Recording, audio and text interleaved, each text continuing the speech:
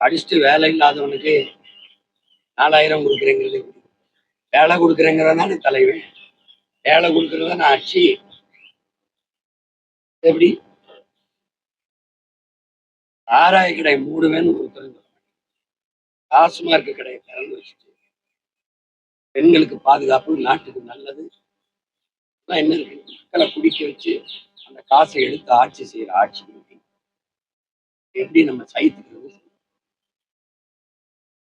எவ்வளவு கொடுமையான ஒரு ஆட்சி முறை. 10 லட்சம் கோடி கடன் இருக்கு. இப்ப நீங்க சொல்லியிருக்கிறதெல்லாம் அறிவிக்கிறது நீங்க அதெல்லாம் நிறைவேற்றணும்னா மறுபடியும் நீங்க பல லட்சம் கோடி கடன் வாங்க 1 லட்சம் கோடி வட்டியை கட்டுறீங்க. நாட்டினுடைய நிதிநிலையே ஒவ்வொரு ஆண்டு நீங்க பட்ஜெட்டு 3 லட்சம் கோடி தான். 1 லட்சம் கோடி வட்டி போயிடும்.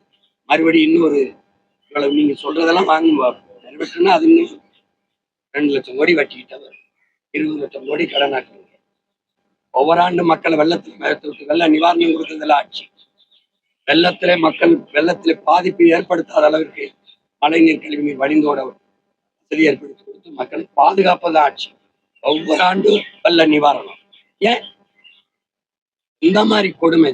இந்த மாதிரி கொடுமை யார் கேட்டது? இலவசம். இதே ஐயா ஸ்டாலின் பேசினதற்கு எதிர்கட்சியா இருக்கு. இலவசங்களை மக்கள் விரும்பல, அதை எதிர்பார்க்கல, அவங்க வேலைதான் கேட்கறாங்க அப்படின்னு பேசினதற்கு இப்ப நீங்க திருப்பி அதே செய்றீங்க. அதுவும் கடுமையானவங்களா இருக்காங்க சார். அவங்களுடைய உணர்வுகளை மதிச்சு அந்த கடைகள் எல்லாம் எனக்கு கொலை செய்யறது பிடிக்குது. எனக்கு எல்லாரையும் கொலை செய்யறது பிடிக்குது. என்னோட உணர்வுக்கு மதிப்பளிச்ச அனுமதி அறியலா? எல்லாரையும் கொண்டுட்டே வரேன். என்னது சொல்லுங்க. இப்படி ஒரு பேசலாமா? இப்படி ஒரு பேசலாமா? ஒரு கற்றறிந்த சான்றோர்கள் ஆண்டோர்கள் வாழ்ந்த மண்ணில் முதலில் பண்பட்டு நாகரிகம் அடைந்த ஒரு சமூகத்தின் பிள்ளைகள் இப்படி பேசலாமா சொல்லுங்க. கூடி எல்லாரும் சேர்ந்து செஞ்சா ஒரு தவறு சரியாயிடும். உங்ககிட்ட கேட்கிறேன். எல்லாருமே நீங்க படிச்சவங்க, கற்றறிந்த, உலகத்தை பாக்குறவங்க, எல்லாரும் சேர்ந்து செஞ்சா ஒரு தவறு சரியாயிருமா? எப்படி ஒருத்தன் தனியா செஞ்சா ஒரு சரி தவறாயிருமா? என்னது கொடுமை? நீங்க குடிக்கிற 2 கோடி மக்கள் குடிகாரர்களா இருக்கிறாங்க. குடி நோயாளி அப்படி சொல்லக்கூடாது. நீங்க மதுப்பிரியர்களா இருக்கிறாங்க. அவங்க வாக்கு வராதுன்னு தானே நீங்க முதல்ல 2016 மதுக்கடையை மூடுவேன்னு சொன்னாங்க. ஐயா ஸ்டாலின், ஐயா கருணாநிதி எல்லாம். அந்த அப்பா அவங்க தோத்துட்டாங்க. அதுக்கு என்ன காரணம்? இந்த நீங்க சொல்ற மதுப்பிரியர்கள் ஓட்டு போடலை, வாக்கு செலுத்தலை அப்படின்னு அந்த கோரிக்கை வந்தால் நாங்கள் கையெழுத்து மதுக்கடையை மூடுவோம்னு ஐயா கருணாநிதியிலிருந்து, தம்பி உதயநிதியிலிருந்து, அம்மையார் கனிமொழியிலிருந்து, ஐயா ஸ்டாலினிலிருந்து 4 பேரும் பேசுனது என்னன்னா அதிகமாக இளம் உதவியில் இருக்கிற மாநிலம் தமிழ்நாடுன்னு அம்மையார் கனிமொழி. அதையே நீ கவலைப்படுத்துற, பிச்சை எடுக்கிறான் சீமான்ற. அப்ப நீ என் மக்களை, ஒட்டுமொத்த நாட்டு மக்களை கையெந்த வச்சது பிச்சை இல்லாம எப்படி இலவசமாகும்? எதையாவது சாதிக்க வேணுங்கிறது எங்களுக்கெல்லாம். சாதி வாக்கு போட்டாது. ஏன்னா என் தத்துவம் சத்தியம் சேர்த்து மதம் தான் வேணும்னா அங்கிட்டு போ, மனிதம் தான் வேணும்னா எங்கிட்டலாம், மனிதநேயம் வேணும்னா எங்கிட்டலாம். உங்களுக்கு புரியுதா? இந்த கோட்பாட்டை வச்சுதான் நான் முன் வைக்கிறேன். குடிக்கிற மக்களின் ஆட்சி அந்த வாக்கு எனக்கு வேணாம். குடிமக்கள், தமிழ் குடிமக்கள் இருக்கிறான்ல, அவன் வாக்குதான் எனக்கு வேணும். 23 கட்சிகளோட கூட்டணி சேர்ந்துட்டு மகா கூட்டணி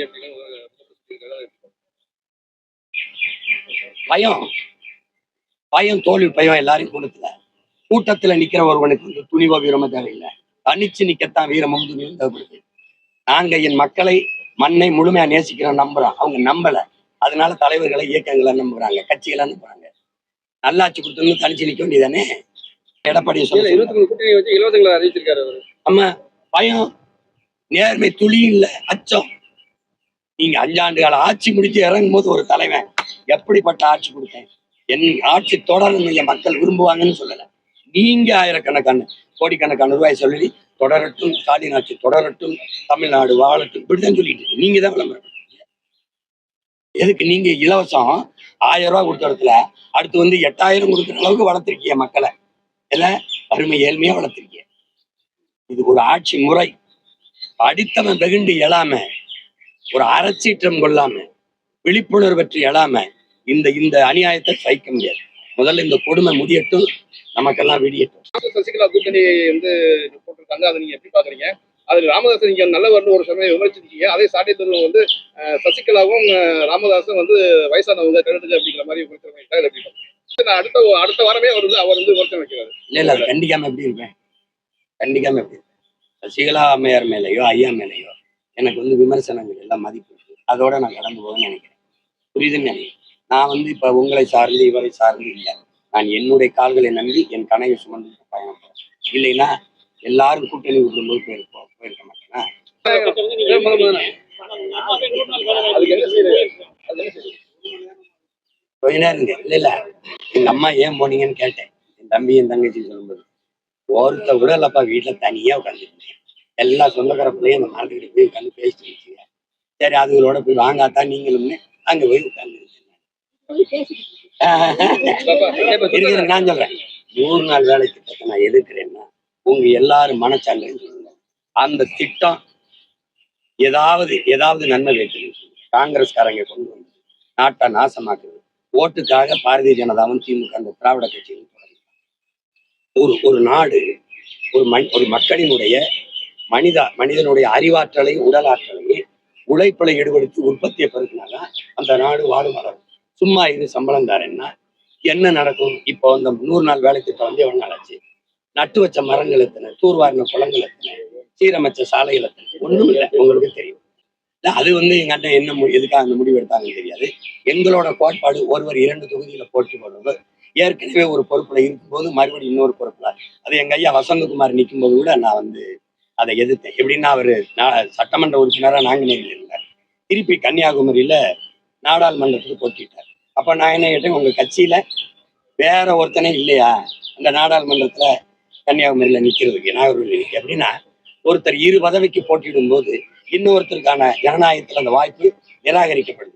இப்ப 2 பதவியில இருக்கும்போது ஒரு பதவியை வச்சுக்கிட்டு ஒரு பதவியை வழங்கணும். அப்ப நாங்குநேரியில அவர் எம்பி ஆன உடனே, பாராளுமன்றத்துக்கு போன உடனே அது உயர்ந்த பதவின்னு அதை போயிட்டு இது விலகிட்டார். இது பதவி விலகும் போது வலுக்கட்டாயமா ஒரு தேர்தல் திணிக்கப்படும்.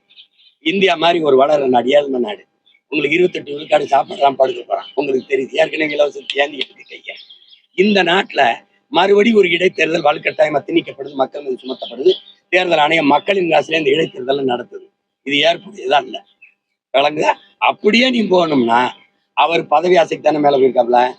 இப்ப இந்த பதவிக்கு இந்த இடைத்தேர்தலுக்கு செலவு எவ்வளவு? 25 கோடியா? அதை கட்டிட்டு நீ பதவி ஏற்ற.